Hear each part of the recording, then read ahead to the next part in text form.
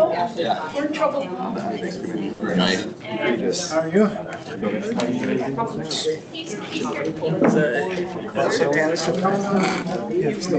Well, the fuck, they used 5 to call now. Yeah. Usually 8 a.m. Yeah. They 20%. went up like, that's what the fall, yeah. Like all gone. Your stuff. Pretty much. Some of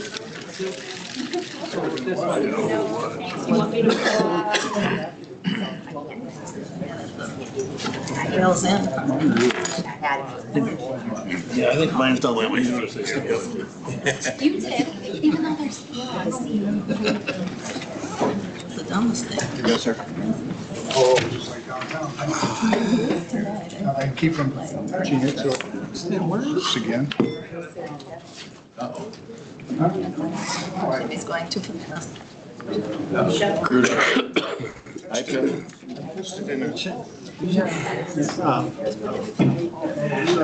That'll get you jail time. Yeah,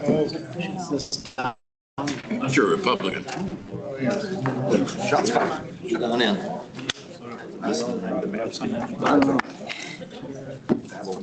Because this is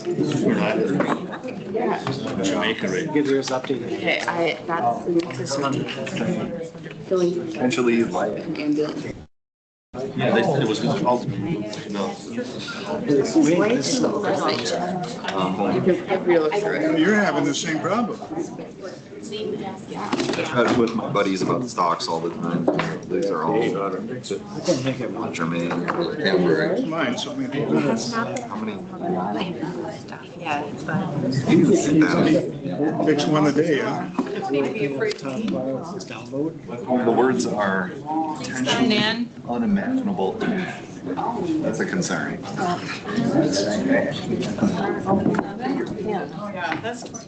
it won't. Yeah, and then he has to Tea guy at. Didn't have much of that here until 7. I'll probably slip section. Where are you? Just a big mountain, isn't it? Nothing on it. Smart choice. But not anymore. I'm not gonna move the hill, anything that was the attention get moved. The bigger hammer. Be a new development. Just sucks, You know what? We actually tried. such as the people are living in the ocean. They live in the center of the ocean.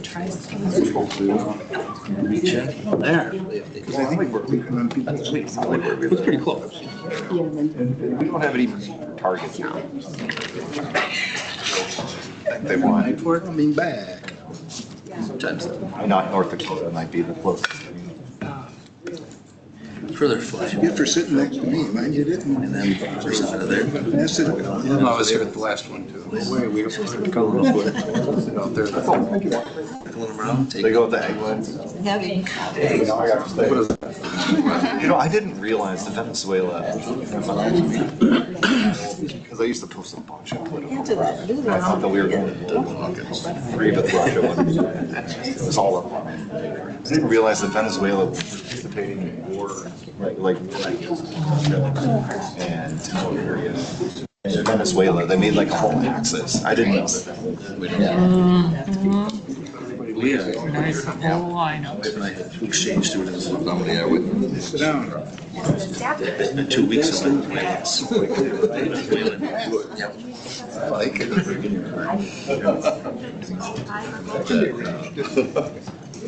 You probably should go up. So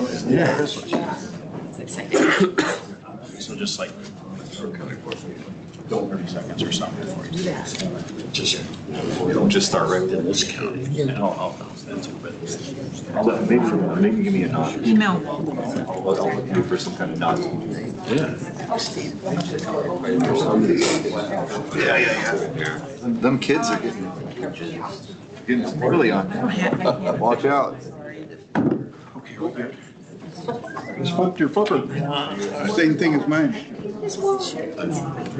think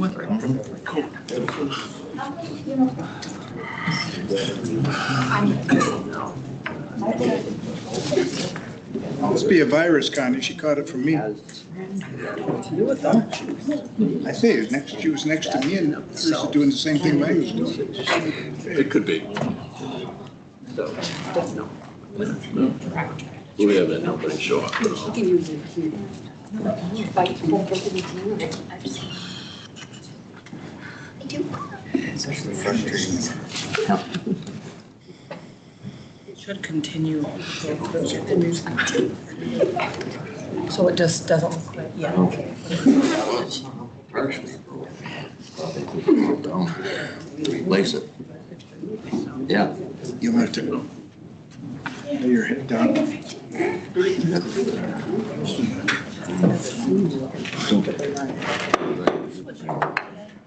All right, it is 6:02, so I'll call the Russell County Board of Supervisors meeting to order. If you could please mark yourselves present.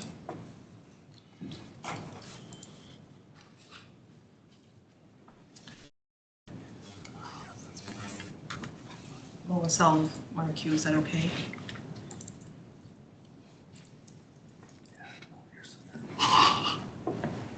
I got the screen. At least it's got my name on it. What's it doing? She's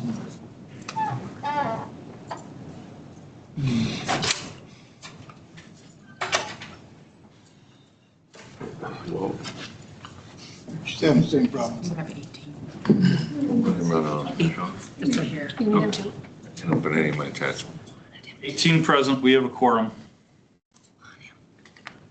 Next on the agenda, we have the invocation by Jeremy Vincent, followed by the Pledge of Allegiance by Tom Hansen. Before the invocation, I would like to have a moment of silence. Tomorrow's the 9-year anniversary of the death of Deputy Dan Glaze, who died in the line of duty. So if we could have a moment of silence before we start the invocation.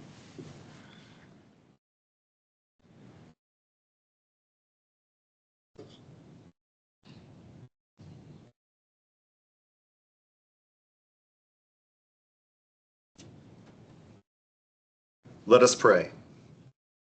Almighty God, sovereign of all nations, we give you thanks for this county and for the blessings of liberty and governance. We pray for all who serve our community in this board and for all our neighbors in Russ County.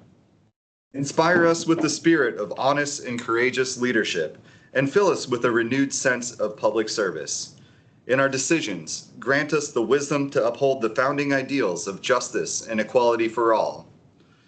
Please shelter our cold, feed our hungry, and find those among us who are lost. As we navigate the challenges and opportunities before us, unite our diverse perspectives for the common good. Help us to never confuse our will with yours, but always seek the better and godlier path where justice and mercy prevail. We ask for your guidance as we work together to build a more perfect union in this community, ensuring that our shared prosperity and peace benefit everyone. Amen. Pledge allegiance to the flag Of the United States of America and to the republic for which it stands, one nation, under God, indivisible, with liberty and justice for all. Amen.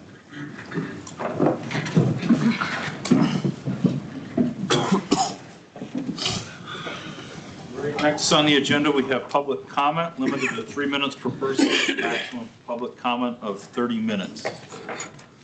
Does anybody wish to speak during public comment? That's Just right to it. Yeah, that's fine. And state your name. My name is Jim Zach, and I live in Bruce, Wisconsin, and I'm in the school district of Bruce. And I came here tonight somewhat out of frustration. I'm here to ask you to reconsider the expenditure of, I think it's around 50 million. I don't know what the total will be for the jail and for the garage for both projects. You know, I think there's a point where property taxes have a limit. And when the Bruce School District passed their referendum, they passed 2 of them for around $10 million. When I asked the superintendent what the costs would be, and I'm willing to bear those costs because I support schools and I support the county garage and certainly the sheriff's department. He said, well, it'll be about $81 a year per 100,000. And I said, oh, okay. And the other referendum would be about the same. And I called him the next day and I said, are you sure those figures are correct? And he said, yep, they're absolutely correct. Well, in the Bruce School District, I found out my taxes are going to go up about 25%. I'm going to look at $600 to $800. And I've not followed the mill rate to see what your projections would be for the 50 million. But if the school district goes up 600 to 800, how much will it cost, you know, for the county? And there's a point where my property taxes might go up 25 to 30%. There's a limit on what you can do. There's a limit on what I can spend. I have a fixed income. I have a retirement. I have what I consider a good retirement. But the level of income that I have based on the growth of the property tax is questionable. To me, I always find out what things are going to cost ahead of time. And if you can't afford it, you don't do the whole house. So I guess I'll leave with that note. I was shocked that at the last meeting, nobody showed up to speak out about the budget. So I thought, well, I'll show up and ask you to reconsider your vote. And hopefully that we don't go $50 million more. I don't know if the county can sustain that. I'm sure your bonding agent would be happy to tell you that you can borrow an unlimited amount of money. But I think there's a drawback to that. So thank you for listening, and I hope you reconsider. Does anybody else wish to speak during public comment? Anybody else for public comment? Any other public comment? Public comment is now closed. Next on the agenda, we have the approval of the minutes from September 30th, 2025. We got a motion by Mr. Russell and a second by Mr. Kudo. Is there any discussion or additions or corrections? Not? Go ahead and vote now.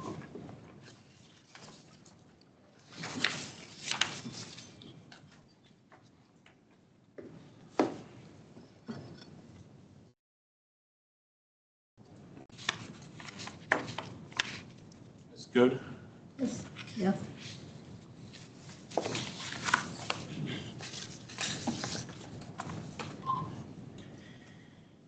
Yes, passed by majority. Next on the agenda, we got a presentation by the Rusk County Community Pantry. Go ahead and take the microphone. Hi, I know a lot of you know me. My name is Mary Hash. I am the board president for the Rusk County Community Pantry. I have my vice president, Kathy Peterson, here. Tanya Opsel, who is one of the members, community members on our board, and also our treasurer, Terry Eiswald, is here. Patrick Miller, who is our secretary, could not make it. How did we get here? Like, there is a huge need in this community for the food pantry to continue. I have seen how many families come through the food pantry in volunteering there, and I just kind of want to run down kind of where we started and where we are. On August 1st, Indian Head Community Action Agency announced the closing of the Connections Food Pantry, that it would be closing September 30th.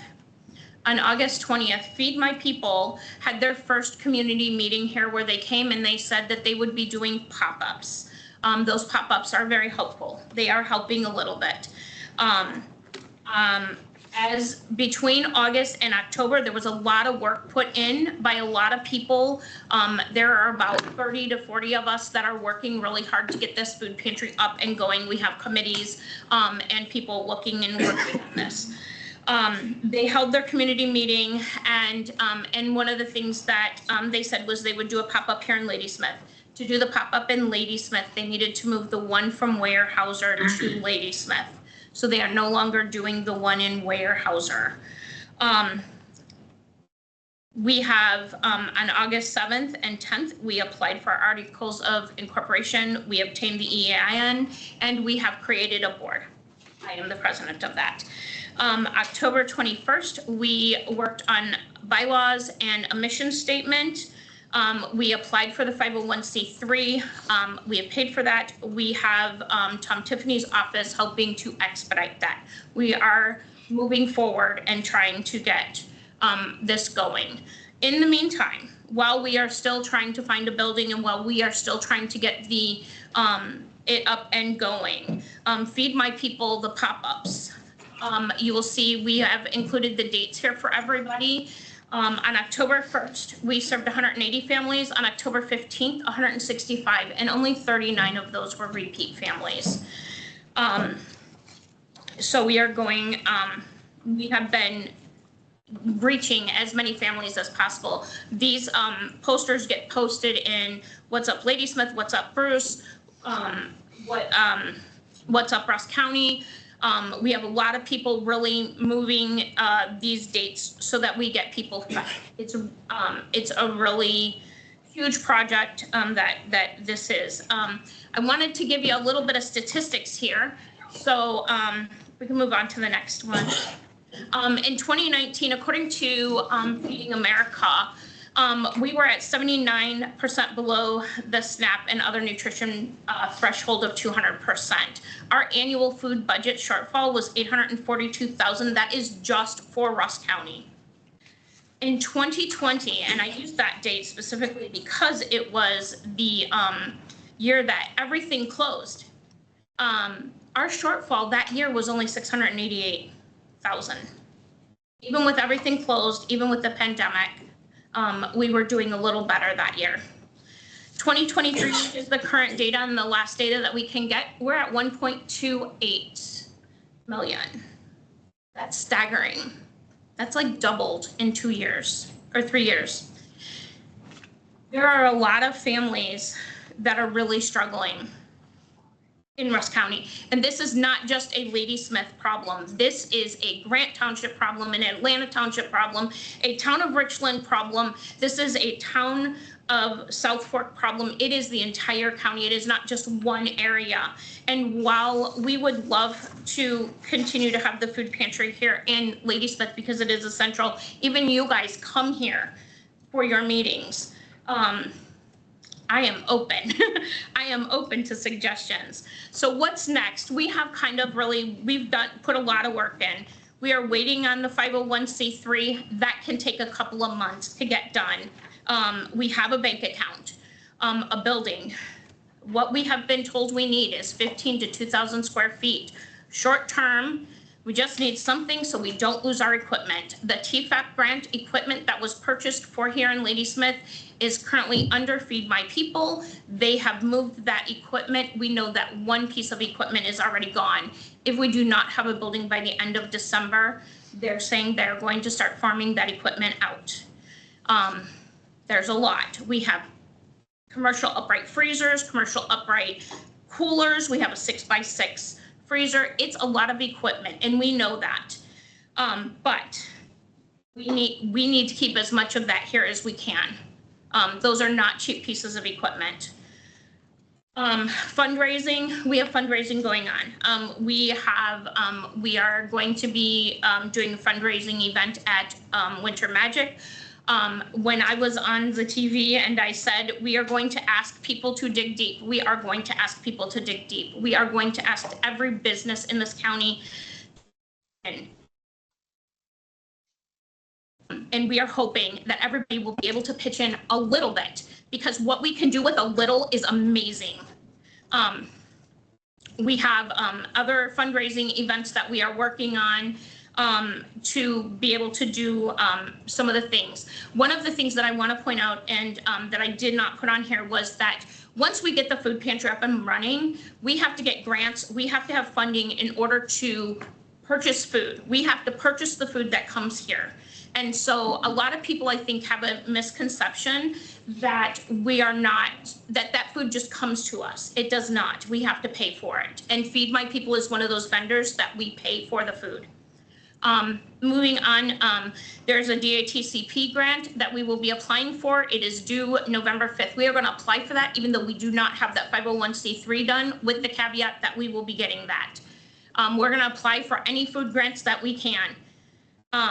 we have people that we have reached out to. There are companies, General Mills, Kellogg's, all of them have grants. We are gonna reach out for every single one that we can. Again, we're gonna ask the businesses to pitch in. We're gonna ask you guys to pitch in. We need some help. We need help. The biggest thing that we need is we need a building. And that is the biggest thing. Keeping that TFAP grant is really important. So in conclusion, really, either we need a commitment from the board to provide us with a building, or we have had an opportunity brought to us that is possible that if the city of Langston can annex a property, that it is a possibility that we could get the buildings that are on that property. That takes you guys to allow them to annex property that is county property. And then we are going to need a monetary, a commitment in money. We're not going to ask you for millions. We think we can do a lot with a little. We don't know exactly what all the funding was that they had. We don't know what we can get. Walter. And so we're going to need help with financing to start to get this going. So I don't know if you have a building.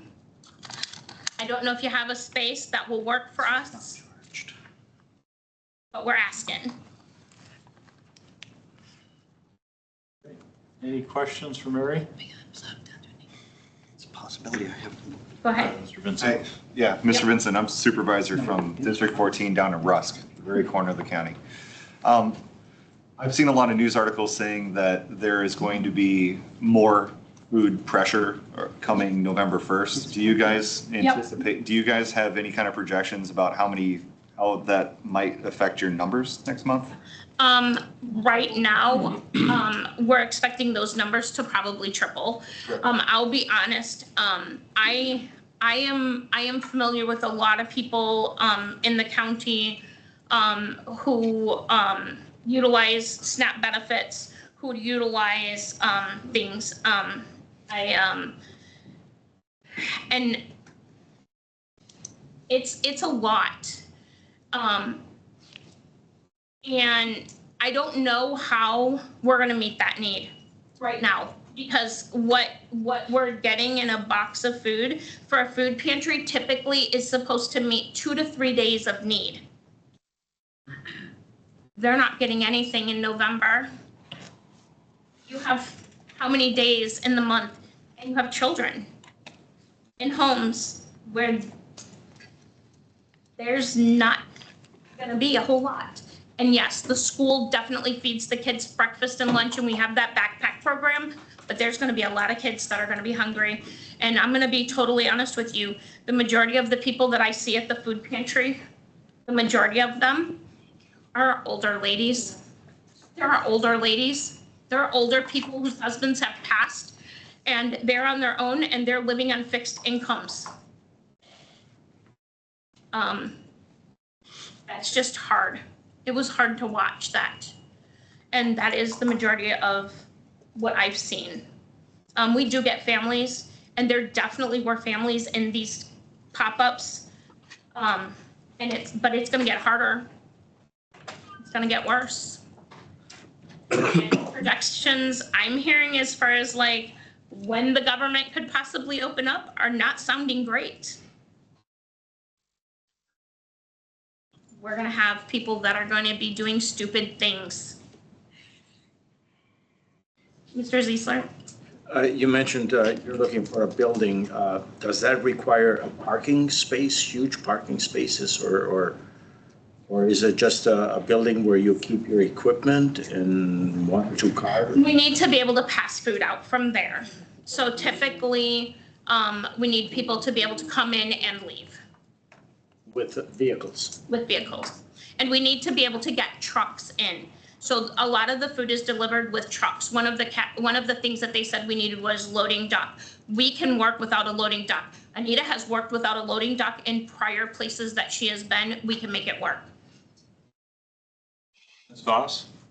I know you said you need money, but can we donate food? do you have anywhere to go with that, or can we donate food? We don't have any place to go with it right now. Brewing at JT's. Yes. Yes, what's brewing at JT's? They are collecting food there currently. And we had another collection done where we were giving to Bruce Food Pantry and Hope Lutheran, so that we can kind of spread it out and get some of the other food pantries help too. Ms. Halber?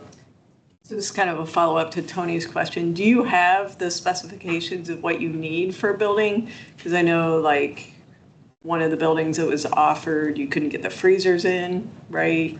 Yep. So it would be helpful to have the specs of what you need. So some of the things I do know about the equipment. The biggest thing we have is that 6x6 walk-in cooler. It has to be hardwired in. The other equipment we have are, we have 2 deep freezers, regular white deep freezers. And then we have numerous 2 and 3 and 4, I think we have 1 4-door, upright commercial refrigerator and freezers. Anita, can you help with that? Because you know That's fine. Or if you guys could write it down. Yeah. Yeah. What we need for a door space is like a bay door or double doors, as our commercial coolers and freezers will not fit through a normal man door. door. Yep. They need a bigger space. The walk-in cooler, the 6x6 actually comes apart and is moved that way. But yes, in the last couple places we were at, we did not have a loading dock, but we were able to unload trucks. Okay. And what is the property, the City of Ladysmith property? What is that one? I don't know that I can say yet. Off of W. I don't know that I can say yet. I just know that like a project was brought to me that possibly we could. So I'm just asking, the time, like, if we can make that happen with the city, we would need a commitment from the board to annex that. And I'm not saying what it is so that there's no tie-in, so that nobody can say, oh, but you guys said to this person you'd do that. So I'm just protecting both sides here. Okay. Mr. Ziesler? Again, I'm gonna just, out of the box thinking here. The senior center is, a lot of the seniors, the elderly go there to eat and things. And I know they have a number of extra space in there, pool tables and things like that. Is that possible? Again, I don't know if that's possible. Probably, that's pretty cramped. And they don't have big doors. They don't have the doors that they Don't have the doors? Okay, that's They fine. just have regular man doors. Gotcha. So like I've looked at like a lot of properties. I've been to personally all of the realtors except for one, because somebody else went there. And I have like in the city of Ladysmith, there are 2 properties. One of them is absolutely not an option. We've already been told by Feed My People, they have to come and look and approve any building that we use. So, so one of them, we were already told wasn't an option because there's no water hooked up to it. So, because I've been driving nights, I've been looking, I've been calling anybody and everybody that I can that possibly could have property that we could use. So, and it's gonna get bad. So. Any other questions? Mr. Kudo? Thank you, Mr. Chairman. So let's just say that the county did have a building for you. How will you heat it? Huh? How would you heat it? And who would pay for water? Well, that's the thing, we have to have a building that has heat and water in it. So you're asking for a building plus preheat water. I didn't say that. I actually, if you read what I put up there, we were told we had to have very low rent if we were not purchasing a building.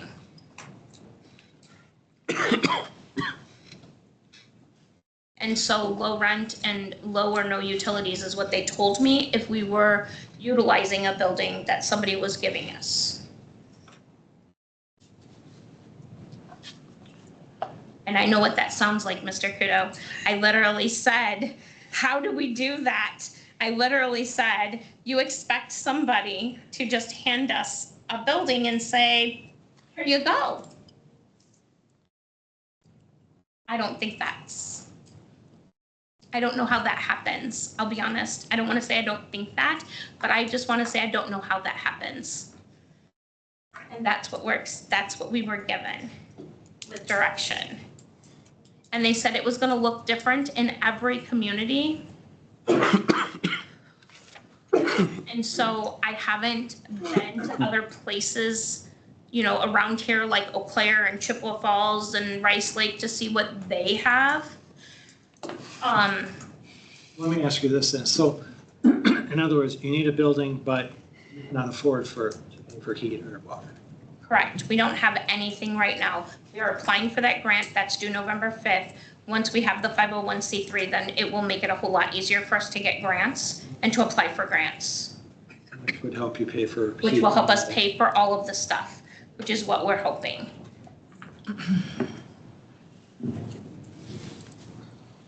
Any more questions? FYI, Kudo, I do know that that's a big ask. Trust me, I do. Any more questions? All right, thank you. Thank you. Next on the agenda, we got Resolution 6625, Russell County Sheriff's Office Reserve Deputy Patrol Division. We got a motion. We got a motion by Mr. Russell and a second by Mr. Moore.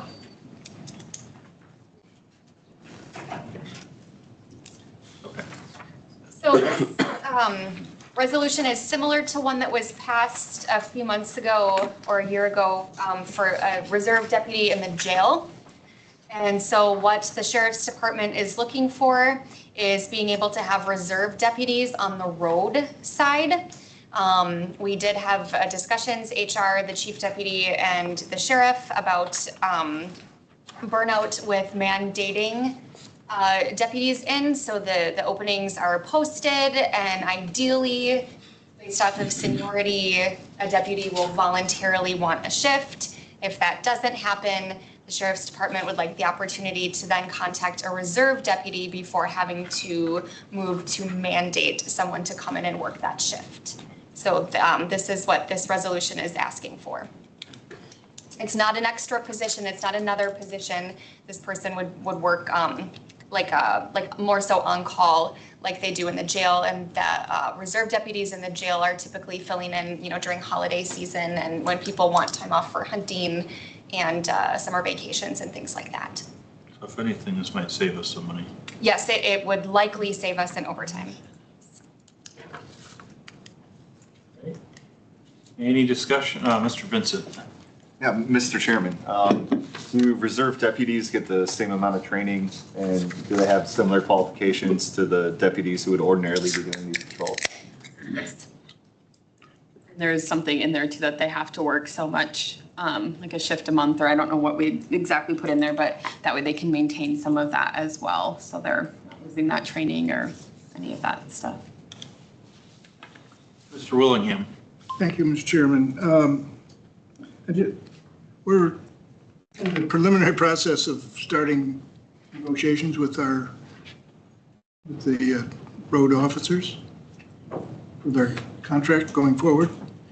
Does this have any impact on whether the use of reserve officers requires that to be negotiated, or is that not part of the? This hasn't come up in negotiation. We haven't, it hasn't been proposed during negotiations. I don't believe it would have any them from being mandated to come in, because if one of the reserve deputies say they wanted a shift and then somebody who is part of the union wanted to sign for that shift and was volunteering to come in, they would still be able to get that shift and the reserve deputy would be called off for that position or for that shift, excuse me. That doesn't mean that union, leadership, not local, but union itself would want to include that in the contract. That's what I'm asking. It could be a subject of negotiation, but it isn't right now. And that's because we're not negotiating right now. No, I mean, it's not in the contract preventing this right now. So it would have to be, we would have to be a part of our proposal. No, this doesn't have to be part of the proposal. They would have to bring a proposal to not allow reserve deputies, or they'd have to bring the reserve deputies into the union. Okay, I just think it's important for us to know that, which way it works. So if you don't think it's going to be an issue, that's fine. Ms. Boss? We do have enough personnel to be able to do this, right, without taxing them too much? Am I right?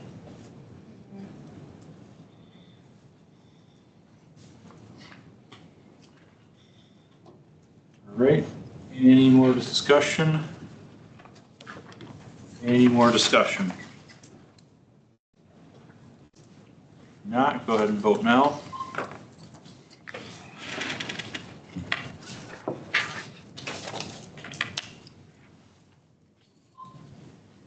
Yes, passed by majority.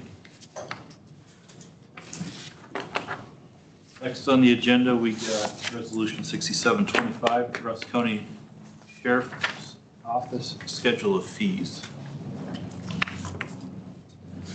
We got a motion. Motion by Mr. Russell, second by Mr. Schneider. Okay, so, thank you. Emergency Services heard from the Sheriff's Department on their fee schedule, which was last updated in 2023. This is a proposed update that will go into effect January 1st of 2026, and I'll zoom in here to the change. So under request for officers at specific functions or activities, this was changed to $90 per officer, ... This fee may be waived for government, school, and nonprofit organizations. So this gives the sheriff's office a little bit more flexibility to charge that $90 per officer fee, which is the burden rate for the overtime for government, school, or nonprofit organizations, whereas the prior fee schedule said that the fee would be waived. Is that the only change? Shall? It said it shall be Okay. waived. I changed it to may be waived. Because we do have a municipality in this county right now that I would like to start charging because they're asking for our services at every single meeting and they're taking patrol deputies off the road. So again, there was no change to any of the dollar amounts. It was the wording change on the request for officers at specific functions or activities. There are other changes as well. Oh, I'm sorry. Yep. Do you want to speak to this, please? Sure. Yeah. So there's a total of 4 changes. If you look at copies on CD, see that on the left, 4th column down. It used to say $5 per CD and $10 per DVD. We added in or USB. If you look at civil process service fees, which would be 1, 2, 3, 4, 5, 6 down, we would like to change the fee for a civil process from $75 to $100 and from $30 to $50 for each additional defendant who is served. We are finding that we are driving and trying to serve papers 3 times on people instead of 1 or 2. So that requires us to drive to the town of Rusk, knock on the door, they're not home, come back, drive down to the town of Rusk again, knock on the door, they're not home, come back. And it's a lot of man hours that we're putting into these paper services. They all live in the town of Rusk. All of them. All of them. The last Screenshot never home. the last change is the may instead of shall. So those are the the 4 changes total. Any questions on those? You added USP, you went from 75 to 100, 35 to 50, and then you changed it to may. May instead of shall. Yep. Shall instead of, may instead of. Yep. And the increase in fees for the paper services was because our office coordinator reached out to other counties to see what they were charging. And this is still less than what other counties are charging for paper services. Any more questions? Any discussion? Go ahead and vote now.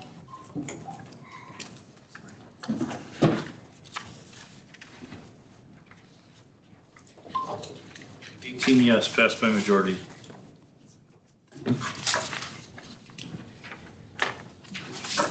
Next on the agenda, we get resolution 6825, or resolution establishing parameters for the sale of not to exceed 9.5 million general obligation promissory notes. We got a motion by Mr. Wedwick and a second by Mr. Russell.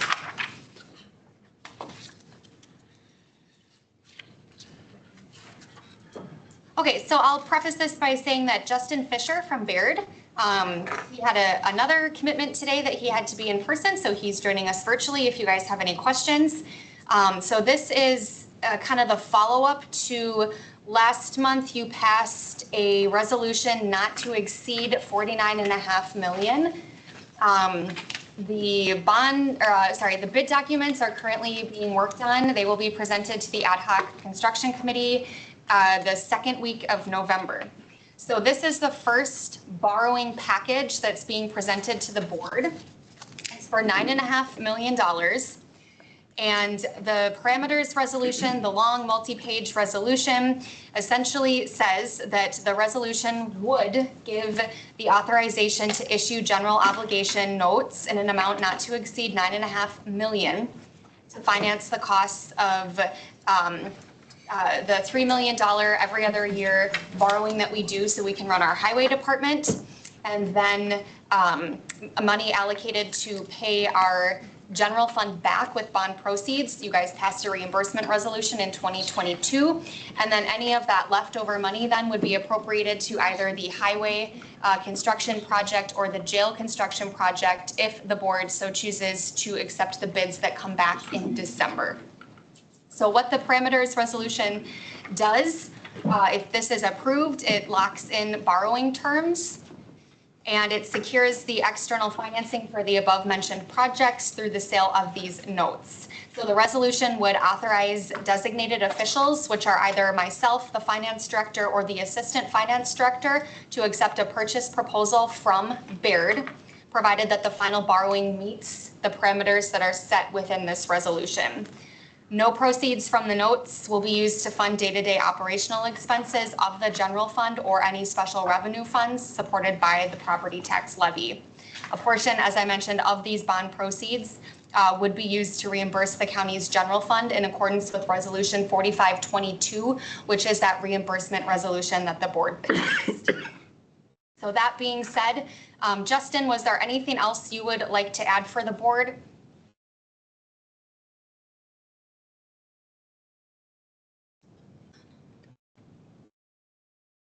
It's muted. I apologize. I was muted. Yeah, Ashley, you did a great job explaining it all. The goals of this first kind of financing is to reimburse yourselves for the different expenditures that have been made related to design and construction of the project. It's also to fund the CIP. What the other thing to kind of note of this is you're going to be getting the bids back for the projects next month. You have the determination at that particular time, like we've talked about, to be able to move forward with the construction projects or not. You have the ability to use these funds for up to 3 years. So if it doesn't get approved after the bids come in, you can reallocate this money towards fixing up the current jail or current highway facility, or shift it to other capital improvement projects. So you have up to 3 years to decide how to spend that money. So really the goal here is take advantage of bank qualified debt, because you're able to borrow up to $10 million in a calendar year and get better interest rates when you do that, because you're considered a small issuer in the municipal bond world.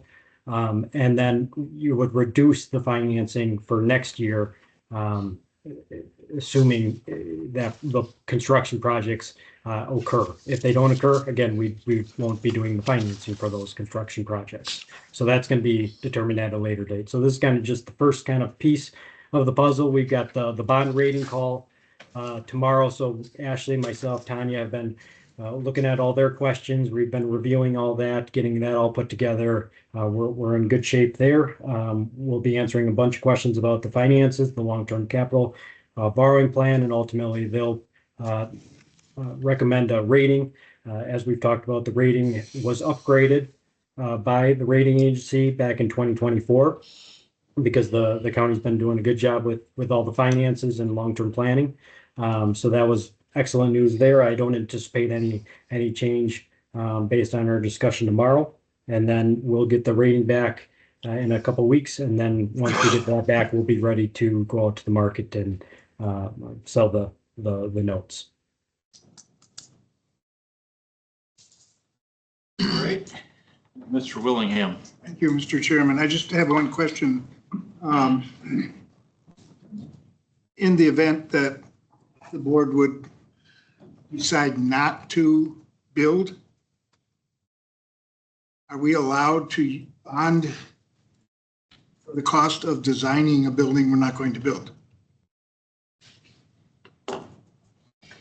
You usually include the design costs in the final project when you borrow for that. But if you decide not to build the building, can you use bond funds to cover the cost of the design? Our expenses already incurred. Yes.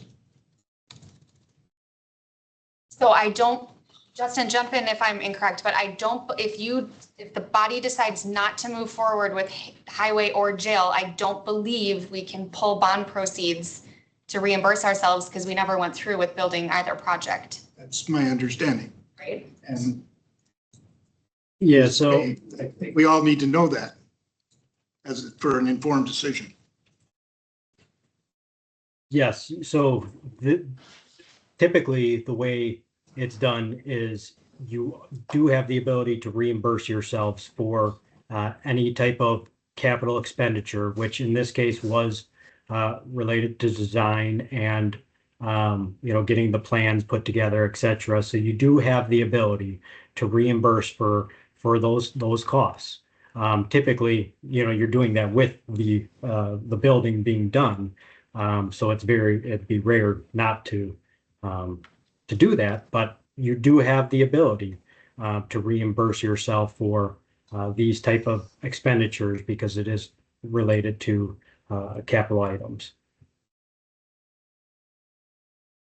Yeah, legally, you already voted to issue the bonds. This is putting a limit of the 95 for this obligation. If your design came in within that obligation, you could reimburse yourself for that design if you pass this.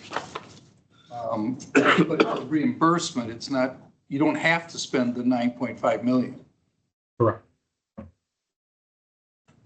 But you could take part of that 9.5 million that you've sold the bonding and use it to pay for the design cost, yes. Even if you don't build a building? Yes, because it's a capital expense. Design work is a capital expense. Correct. Mr. Kudo? Thank you, Mr. Chairman. So I have a question. There's a couple. How much, what do we owe for the design costs exactly so far for the jail and for the the county of Hyde? I don't know, I don't have my laptop. It's over $1 million. I can't give you an exact dollar figure. I guess what I'm trying to get at is that once we repay that money, is then how much we're gonna have left for the bidding process initially, from this initial 9.5 million. Yeah, so Mr. Kudo, I think I can kind of address this. So we've kind of allocated about $3 million towards the capital improvement projects, which is pretty, on par with what the county has been doing every other year for capital improvements, which is related to highway road improvements, essentially, or equipment purchases. The other portions, say $3.5 million is kind of what we anticipate being able to reimburse all of the funds that have gone towards the jail design and construction, plus plan for anything additional, whether it be towards the construction of the new facility or fixing the current facility if the project does not get approved in a month. Then we've allocated about $3 million towards the highway in the same kind of philosophy that it reimburses funds that have been spent on the design and construction for that. And then anything extra would go towards the construction of the new facility or fixing up the existing facility. I think the idea of the smaller amount this year is construction is probably not going to start this year. And so if we take the 9.5, it can still be a bank qualified bonding. And so then next year we would, if the projects go through, then we would bond the rest of the bonding next year. If they took more this year, it wouldn't. And I don't know what the amount is. Is it anything over 9.5 or is it over 10? It's over 10, but because, we just want to leave a little flexibility in case something unforeseen happens, you have a little bit of room there and it doesn't, for tax implications to the IRS, doesn't impact this financing to be bank qualified. So correct me if I'm wrong here. Did I hear you then say that roughly we had 3 million for design costs? Is that correct? Is that what you're allocating, 3 million for design costs? No. What was it then? It was broken down, 3 million for our general CIP. So that's broken up into 1.5 and 1.5 for highway over 2 years. 3 million allocated to highway construction and 3.5 million allocated to jail construction. And then peel off of those two amounts. Highway design so far build is like 65,000. Jail so far build is like 1 point something million. So peel that off of the 3 and the 3.5, and that's about what you would have. But in discussions with both architect Wallenkamp and architect Beyer, there's so late in the season, we're not going to be able to really break ground in January when we're frozen solid, but we start maybe buying some things, right? But the big borrowing when construction can actually get going would be, I think, Justin, we were planning, what was that, April or May, maybe? Yeah, whenever everyone is feeling good about the bids and what's going to actually occur, then we would look to jump into the market to get the financing package. But that would happen, spring, likely, potentially summer, depending on whenever everyone's ready to start construction.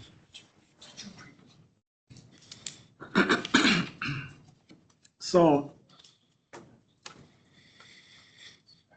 all right, that's about, yeah. My next question would be then, in the actual resolution, I believe it's like the seventh whereas. So it's saying that the county board of supervisors hereby find and determine necessary laws that the admin coordinator, finance director, or assistant finance director of the county authority to accept the proposal on behalf of the county, as long as the proposal meets the terms and conditions set forth in this resolution by executing certificate, blah, blah, blah. So throughout the rest of this resolution, it designates the county board chair and the clerk to make decisions. So why is this one particular designation set aside to the admin coordinator and the finance director? This resolution was written by Quarles. I'm not sure, Justin, if you have. I can tell you that last year you authorized admin coordinator and finance director, and the finance director signed off on the bonding last year. Yeah, there's going to be a lot of bonding documents once the sale is completed that need to be essentially signed by the county board chair and clerk. But as far as jumping into the market and locking in the interest rates, and if we're able to essentially receive a rate that's below 4.75%, it gives the authority to the administrative coordinators to sign off on the sale, because the sale, it all happens in one day, and they ultimately need the county to sign off. So whoever buys these bonds knows that that what they bought is locked in. Well, my question was, why can't the chair and the clerk do the same function? Since they're basically doing all the other okays on the rest of this, where their names are mentioned throughout the finance.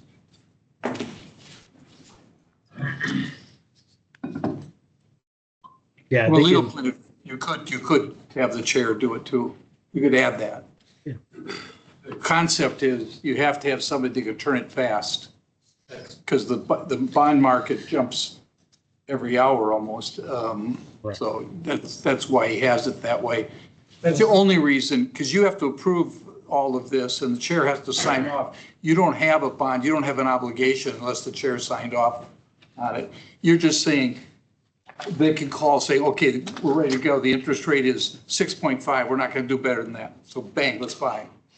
Or let's sell. That's the only reason it's there. But you can do whatever, you can, Phil, come in.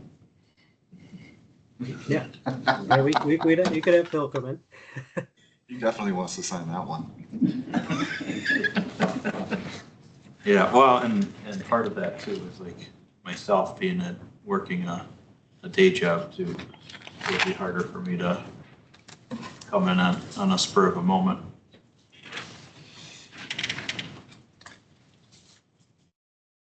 Mr. Vincent? Thank you, Mr. Chairman.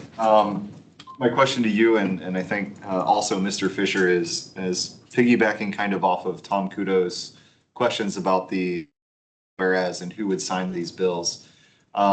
In your guys' experience, or would it be regular operating, would it be regular course of business for generally the finance director or the assistant finance director to be the first line to sign that document? Yes, so typically it would be either the finance director or administrative coordinator would be kind of the two. Because the finance director is starting pretty soon here. We just wanted, and what if some, things change at counties, and we just want to put a couple people that are typically there on a day-to-day basis to be able to do it. But yeah, it's pretty standard practice for the administrative coordinator, finance director to be the two on the list that one of them can have the ability to sign.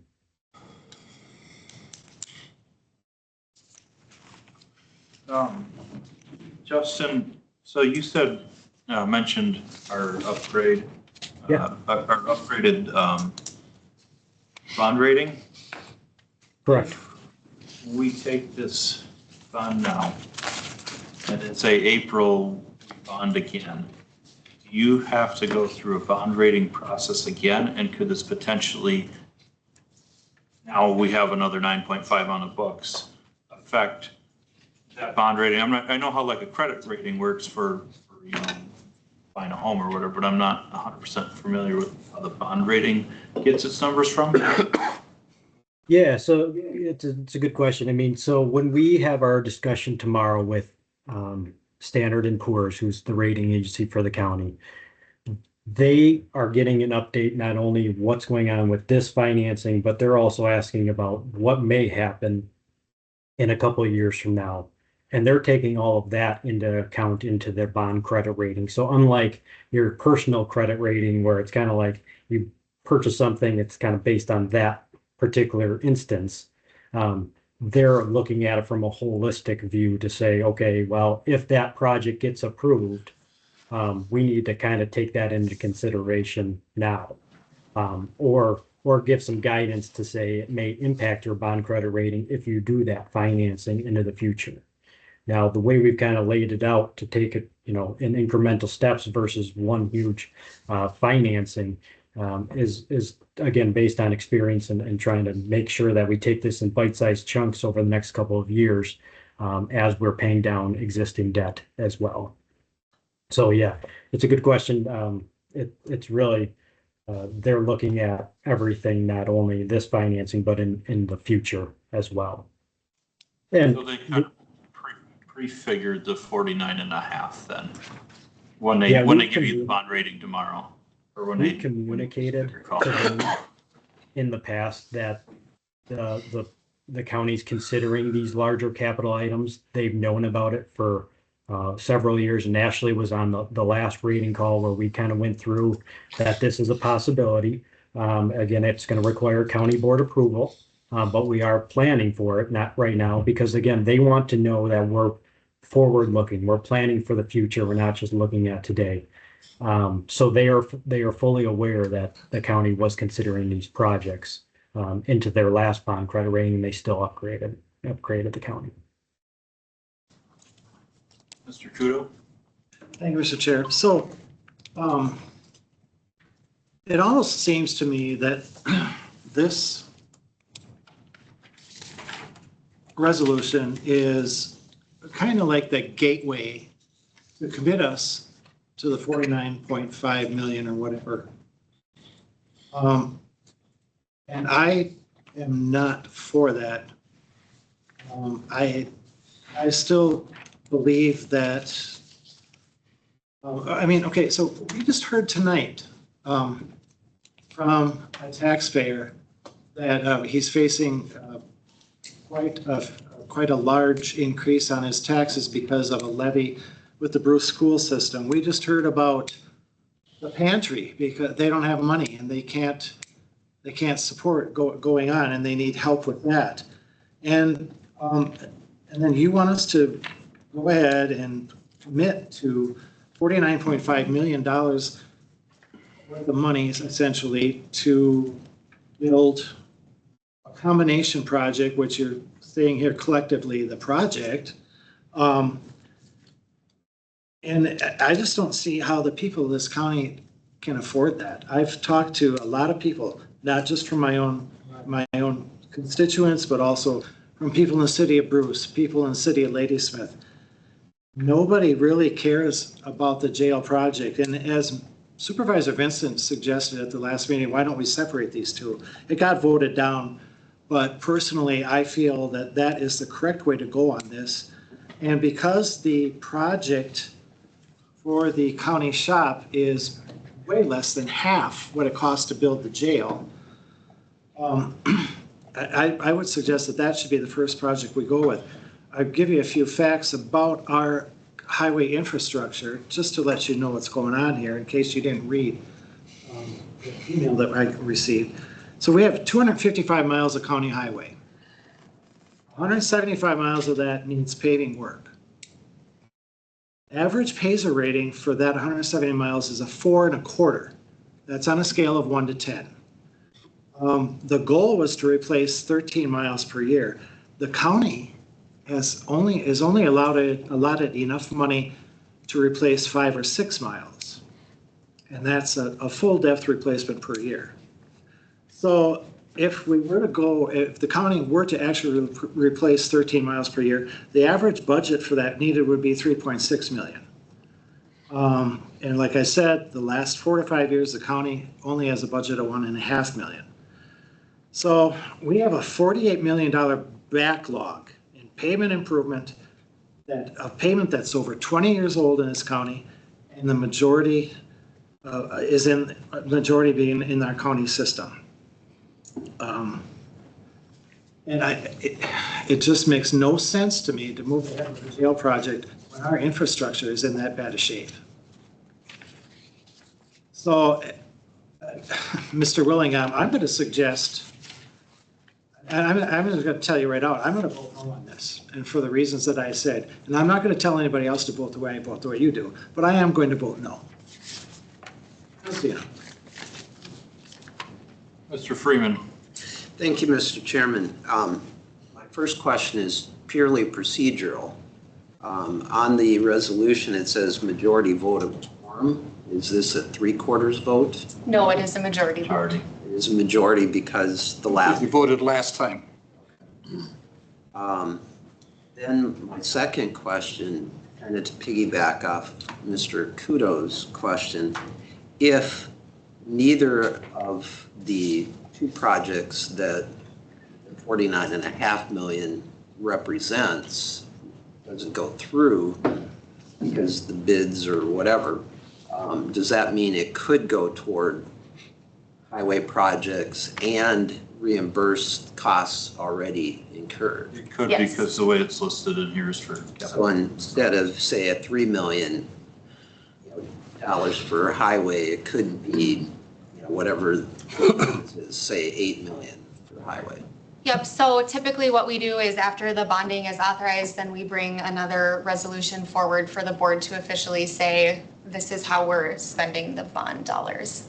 Yeah, because the one thing that has kind of bothered me since I came on the board in May is we've never had an up or down vote on any of those. We kind of skirt the issue by saying, oh, we got to authorize the borrowing, and now we're going to borrow enough to get it started and all the rest of that. It would be nice to just have an up or down vote, like Mr. Kudo suggested, on one or the other project and so on. So that's what I have to say.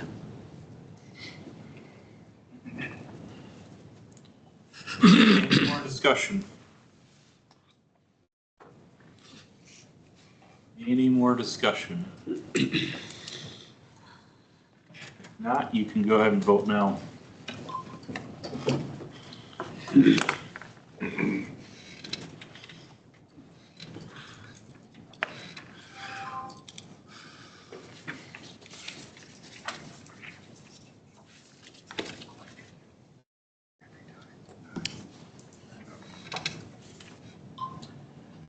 Fourteen yes, passed by majority.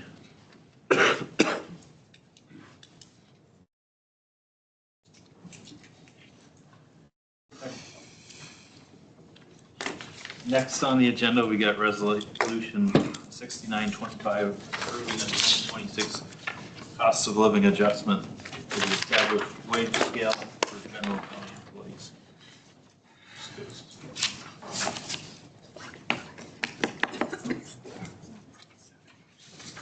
Oh, yeah.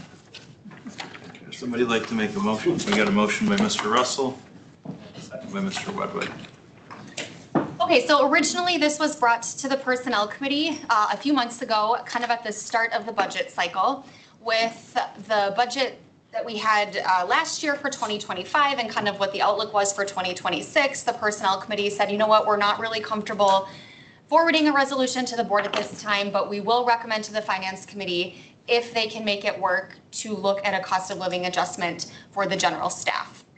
So the Finance Committee met for, I think, half a dozen days-long budget meetings, and they proposed a budget that the board will consider on November 12th that does include a 3% cost of living adjustment for the staff on the wage scale. So that is what this resolution is moving forward. Would be a 3% COLA adjustment for county employees. And before you ask me, yes, ambulance staff are included, and they're the next resolution. So yeah, very good.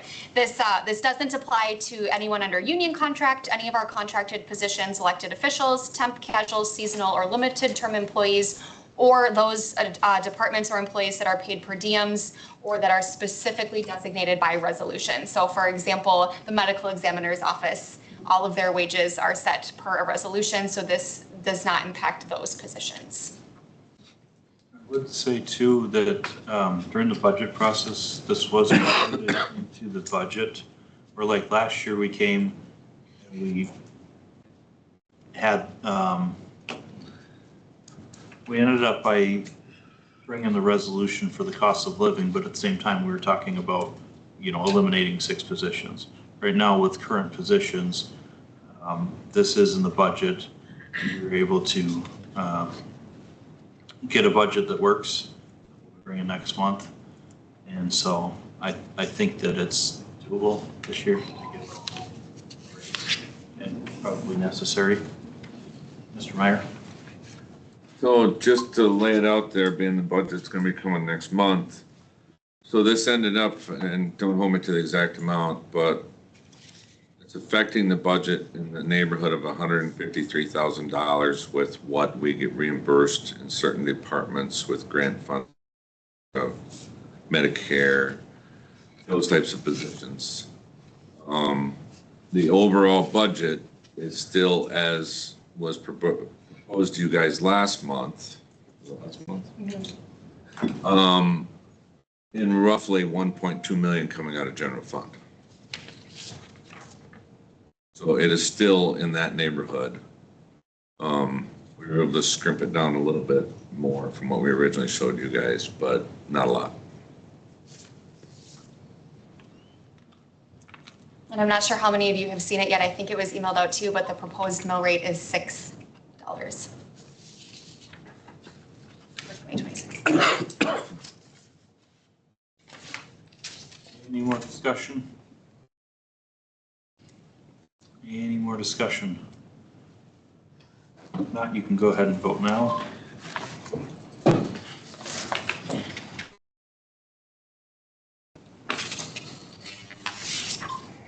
Yes, passed by majority.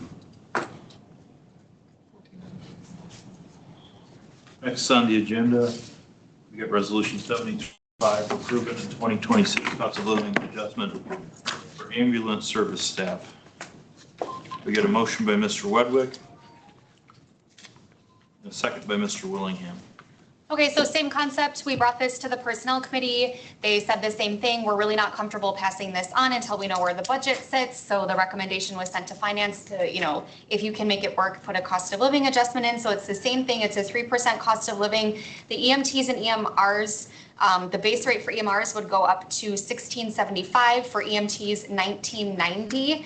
And just a note that this would not impact the wage adjustment longevity schedule that the body approved via resolution 4524. So the 3% increase would be to the base rate only. Any questions? Any more discussion? If not, go ahead and vote now.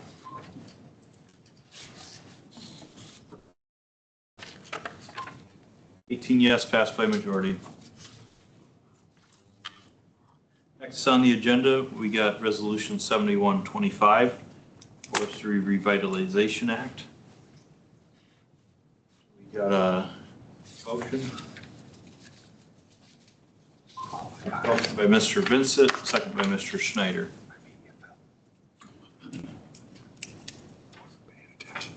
You got something? I don't know if I actually wrote this. So I was not at the last forestry meeting because I was out of state. I had talked to Jared previously about this, and they're looking at putting an aviation fuel plant in Hayward that would use a lot of timber from the surrounding areas, which would include Russ County. And this is at the state level right now, so this is us, we're trying to show support for this act that this will go through, because anybody on the forestry committee knows that our timber sales have been going consistently down, and we're somewhat worried about our outlook in the future. So for the county directly, you know, this could affect us directly as far as timber sale revenue, but then the economic impact that all our foresters or truckers and everybody else would have on them to have this plant in Hayward. So I would really suggest voting yes to show support for this resolution today. Other than just, Jared did reach out. In your packet, the statement of explanation is directly from the Wisconsin County Forest Association Executive Director. Those were the notes that she prepared. So if you guys haven't read that in the packet yet, I would encourage you to do so. Mr. Vincent. Yeah, thank you, Mr. Chairman. First of all, I'd like to apologize to the folks on the Forestry Committee who would have liked to made the motion. I just got a little ahead of myself. And I wanted to say that when I saw this come across from the Finance Committee's perspective, I don't want to speak for the whole committee, but at least for myself, I was encouraged to see that there was movement in areas that would help us generate some of that revenue that's going to help us to stop that $1.2 million structural kind of gap that we have in the budget. So I just would like to remind everyone that this is probably going to be a very good thing for Rusk County and for our financial position, help ease the burden on some of our folks. Mr. Schneider. Thank you. I also wanted to add that besides that, they opened a chip mill in Shawano County. That's basically for soft roundwood. But that'll help. Any place we can get rid of it, a lot closer than driving Michigan, upper Minnesota, wherever, will be a good thing. We'll just see. Hopefully it goes. Any more discussion? Any more discussion? Not, all those in favor? You can vote now.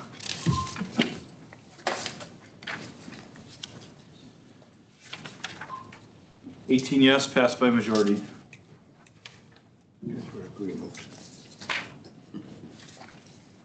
Next on the agenda, we got the Crash Responder Safety Week proclamation, which I'll read off here. Whereas every 2 years across the United States, traffic incidents place both the public and first responders in harm's way, often resulting in serious injuries and tragic loss of life. And whereas emergency responders, including law enforcement officers, firefighters, emergency medical service personnel, highway maintenance crews, and tow operators regularly risk their own safety while working to clear roadways, assist motorists, and protect the traveling public. And whereas secondary crashes and distracted driving continue to pose significant risks to responders and motorists alike, underscoring the need for increased awareness and safe driving behaviors. And whereas the Federal Highway Administration designates Crash Responder Safety Week each year to educate drivers about actions that help protect those who serve on our roadways, and whereas the Wisconsin Department of Transportation Traffic Incident Management Enhancement Program actively promotes responder safety through public outreach, training, and interagency collaboration. And whereas the 2025 CRSW theme, Protect Those Who Protect You, highlights the importance of slowing down, moving over, and staying alert when approaching traffic incidents or emergency vehicles. And whereas Rusk County joins the FHWA and WSDOT and communities across Wisconsin in recognizing and supporting the vital efforts of our local crash responders. Now therefore be it proclaimed that I, Phil Undershoots, Chair of the Rusk County Board of Supervisors, do hereby proclaim November 17th through the 21st, 2025 as Crash Responder Safety Week. In Rusk County, encourage all residents, motorists, and organizations to observe this week by practicing safe driving habits, raising awareness, and honoring the dedicated professionals who keep our roadways safe. In witness thereof, I have hereunto set my hand and affixed the seal of the County of Rusk this 28th day of October, 2025.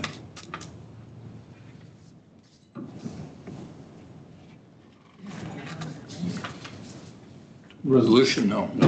That's the chair's prerogative. make a proclamation. We don't vote. You don't have to vote, you can. You want to make, do you want to make a motion to Make a accept it? Mr. Chairman, that we. You want to vote on it? That You're we, up there. continue the chairman proclamation and approve it and endorse it and everything else we need to do to emphasize the importance. All right, we got a motion by Mr. Willingham to endorse the proclamation and a second by Mr. Hanson. Any more discussion? If not, you can all vote. How about blessing this week? 18 yes, passed by majority. All right, next on the agenda, we got 2025 dam safety inspection letter and 2024 dam safety monitoring reports. This was just more put on the agenda, so we have record that we received this. And the report is in your packets. It looked like there wasn't. Gary, I think we need a motion on that. No, the purpose is the state puts this out, this report out, and it has to end up in your records. And the only way to make it in records is put it on your record of the county board meeting, and it'll end up in your official records. And that's why I told Jerry he had to bring it to the meeting tonight, so that's why it's here. My friend. All right, next on the agenda, we got appointments. Department head to ethics committee. We got Mary Gray.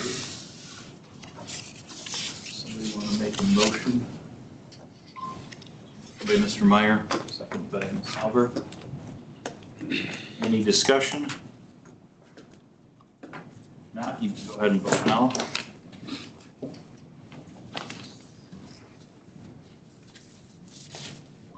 $18 yes, passed by majority. All right, next on the agenda, we got announcements. The next county board meeting date will be our budget meeting is November 12th, 2025 at 9 a.m. Is there any other announcements? Mr. Willingham. It's probably a minor detail, but I just took note of the fact that we passed two resolutions regarding the COLA. And it wasn't until we got into the resolution that we found out what the percentage was. So people in the community who only see the agenda would have no way of knowing in advance that we were going to 3% COLA adjustment. I think it, 3% should have been in the agenda language itself. Yeah, in the agenda language. We certainly wouldn't have included a resolution to not exceed $9.5 million general obligation promissory notes without including the $9,500,000. So the numbers should be there. Just a minor detail. Any other announcements? Oh, yeah. Can we leave our laptops here for? Leave the laptops here so I can email. Just bring it one. Any other announcements? All right, if not. Didn't take long. We've got a motion by Hampton, second by Mr. Miller to adjourn. All in favor, say aye. Aye. And those fingers fast. We are adjourned. I'm surprised I got it first.